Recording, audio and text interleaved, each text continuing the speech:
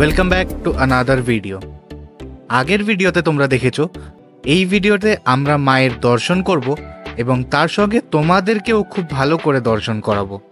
দুপুর থেকেই প্রচণ্ড বৃষ্টি হচ্ছিল, অনেকবার থেকেই ট্রাই করছিলাম একটু বেরোনোর, বাট এত বৃষ্টির কারণে আমরা বেরোতেই পারছিলাম না।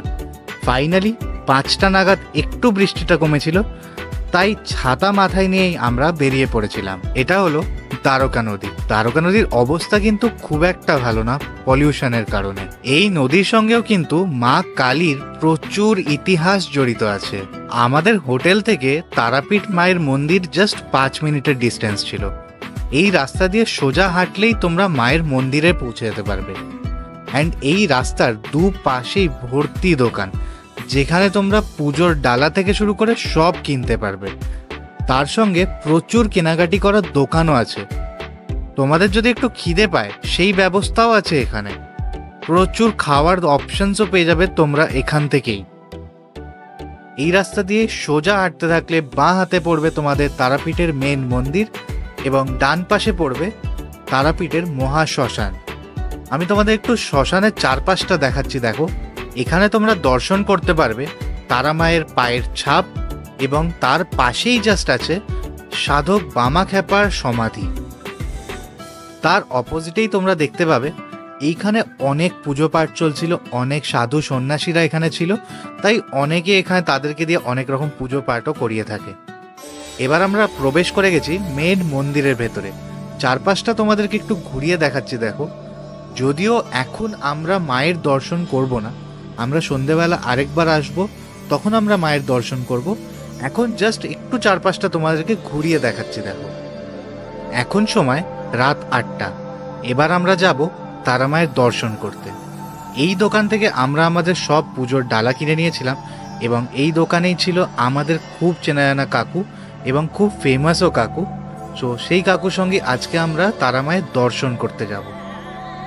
একবার মন্দিরে ঢুকে যাওয়ার পর পরিবেশটা কিন্তু একদম গায়ে কাঁটা দেওয়া।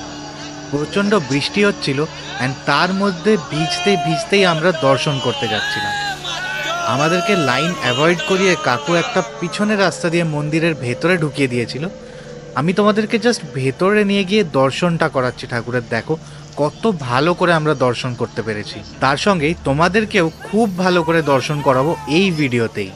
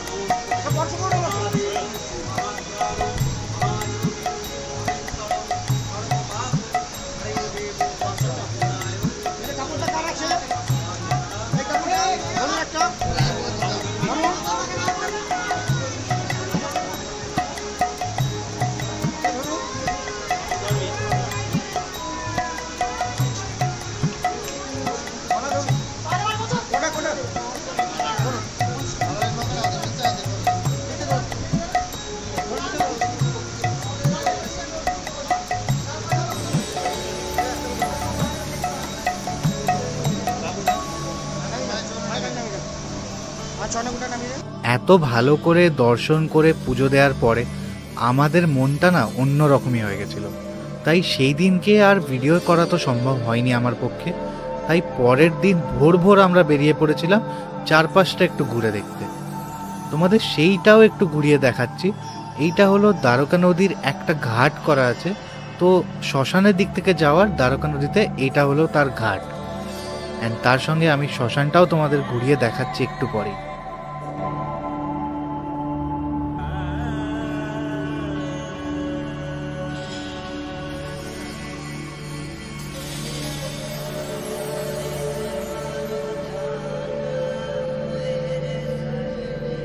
মন্দিরের জাস্ট অপোজিটেই আমরা এই দোকানটা দেখতে পেয়েছিলাম।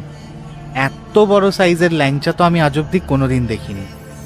অ্যান্ড আরও অনেক রকম মিষ্টি পাওয়া যাচ্ছিল এখানে, যদিও এত সকাল সকাল তাই আমি আর মিষ্টি টেস্ট করতে তো পারলাম না। বাট তোমরা যদি যাও পুজো দেওয়ার পরে তোমরা এইখান থেকে মিষ্টি খেতেই পারো, এবং তার সঙ্গে পাশাপাশি আরও অনেকগুলো দোকান আছে মিষ্টির এবং কচুরি, সব রকম খাওয়া দাওয়াও ওই রাস্তার মধ্যেই অ্যাভেলেবেল পুরো। এটা হলো মায়ের মন্দিরে ঢোকার মেন গেট। এখানে আমরা জাস্ট 3 টাকা দিয়ে জুতো জমা দিয়ে ভেতরে প্রবেশ করেছিলাম। ভেতরে অনেকগুলো ছোট ছোট মন্দির আছে, আমি সবগুলোই তোমাদেরকে একটু একটু করে ঘুরিয়ে দেখাচ্ছি, তোমরাও আমার সাথে সাথে দর্শন করে নাও।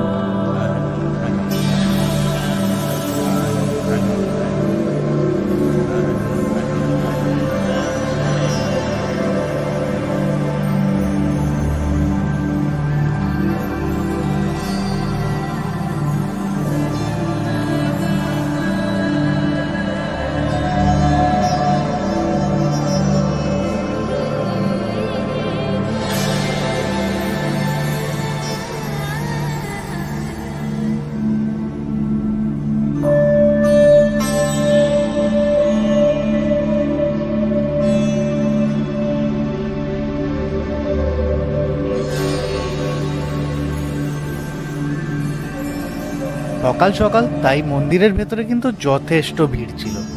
অনেক দর্শনার্থী এসছিল যারা লাইন দিয়ে দাঁড়িয়েছিল। আমি তোমাদের লাইনটাও একবার দেখাচ্ছি, তার আগে তোমরা দেখতেই পেলে ভেতরে আরো কতগুলো ছোট ছোট মন্দির আছে। এই জায়গাটারও আরো অনেকটা পেছন থেকে লাইনটা শুরু হয়েছে। অ্যান্ড এই লাইনটা পুরো মন্দিরের চারপাশ ঘুরে লাস্টে মায়ের মন্দিরে প্রবেশ করবে। এই লাইনে দাঁড়িয়ে যদি তোমাদের পুজো দিতে হয় তাহলে মোটামুটি 2 থেকে 3 ঘন্টা তোমাদের লাইন দিতে হবে। ওই যে ওপর দিক থেকে জায়গাটা দেখা যাচ্ছে, ওইখান দিয়ে লাইনটা ঘুরতে ঘুরতে গিয়ে মায়ের মন্দিরে প্রবেশ করেছে। আমি সেই জায়গাটাও তোমাদেরকে একটু দেখাচ্ছি, দেখো। আর যদি তোমরা একটু সহজে মায়ের কাছে পৌঁছাতে চাও তাহলে এই রকম ভিআইপি লাইনেরও ব্যবস্থা আছে, যেটা কিনা কিছু পয়সার বিনিময়ে তোমাদেরকে একটু কম লাইন দিতে হতে পারে। আজকের ভিডিওটা অলরেডি অনেক লম্বা হয়ে গেছে, অ্যান্ড আমারও এরপর আর ভিডিও করা হয়নি। আজকেই আমাদের চেক আউট ছিল, তাই আমরা হোটেল থেকে চেক আউট করে আরও কয়েকটা ইন্টারেস্টিং জায়গা ঘুরতে গেছিলাম। সেগুলোও তোমাদের এর পরের পর্বে নিশ্চয়ই দেখাবো। আমার চ্যানেলটাকে প্লিজ সাবস্ক্রাইব করে দিও, কারণ আমি এই রকম ভিডিওস রেগুলারলি তোমাদের জন্য পোস্ট করতেই থাকি।